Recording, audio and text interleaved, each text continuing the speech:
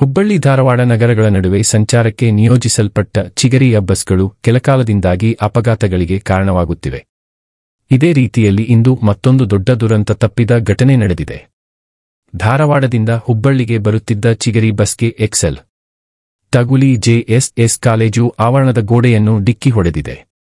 ಅದೃಷ್ಟವಶಾತ್ ಆ ಸಮಯದಲ್ಲಿ ಆವರಣದ ಬಳಿ ಯಾರೂ ಇರಲಿಲ್ಲದ ಕಾರಣ ದೊಡ್ಡ ದುರಂತ ತಪ್ಪಿದೆ.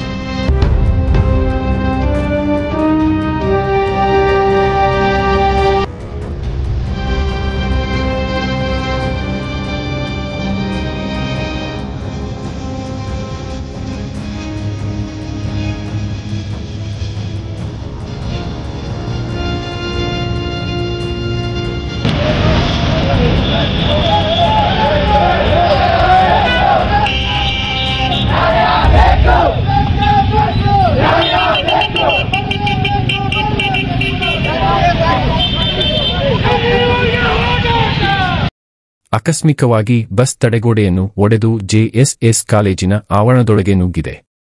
ಈ ಬಸ್ಗಳ ಸರಿಯಾದ ನಿರ್ವಹಣೆ ನಡೆದಿರುವುದು ಹಾಗೂ ಚಾಲಕರು ಭಯದಿಂದ ಇವುಗಳನ್ನು ಓಡಿಸುತ್ತಿರುವುದರಿಂದ ಇಂತಹ ಘಟನೆಗಳು ಪದೇ ಪದೇ ನಡೆಯುತ್ತಿರುವುದಾಗಿ ಸ್ಥಳೀಯರು ತಿಳಿಸಿದ್ದಾರೆ. ಟ್ರಾಫಿಕ್ ಪೊಲೀಸರು ಸ್ಥಳಕ್ಕೆ ಭೇಟಿ ನೀಡಿ ಪರಿಶೀಲನೆ ನಡೆಸಿದರು. ಅಲ್ಲಿ ಕಟ್ಟಾಯ್ತು ಸರ್, ಕಟ್ಟಾಗಿ ಎಳ್ಕೊಂಡು ಹೋಗ್ಬಿಡಿ ಸರ್, ಎಡಕ್ರಿ ಸರ್, ಎಳಕ್ ಹೋಗೋದು ಬಾತ್ ಕಂಬ ಹೊಡಿತದ ಬಾತ್ ಜಗ್ಗಿಲ್ಲ ಸರ್, ಜಗ್ಲಿಲ್ಲ, ಗಾಲಿ ಹಿಂಗಾಗ್ಬಿಟ್ರು, ಕ್ಲೀನ್ ಆಗಿಬಿಟ್ರು. ಕಂಟ್ರೋಲ್ ಈ ಕಡೆ ಬಂದ್ರೆ ಕಂಟ್ರೋಲ್ ಆಗಲಿಲ್ಲ ಸರ್, ಗಾಡಿನ ಜಕ್ಕೊಂದ ಬಂದ್ಬಿಡ್ತು ಸರ್. ಸೊ ಈ ಕಡೆ ಬಲಕ್ ಹೆಂಗ್ ಬಂದ್ ಗಾಡಿ ಅದು ಗಾಲಿ ಹಿಂಗಾಗ್ಬಿಟ್ರು, ಅದು ಅತ್ತ ಹೋಗೋದು ಅತ್ತ ಹೊಂಟ್ ಬಿಡ್ತೀರಿ ಗಾಡಿ, ಕರ್ಕೊಂಡು ಹೋಗ್ಬಿಡ್ತೀರಿ.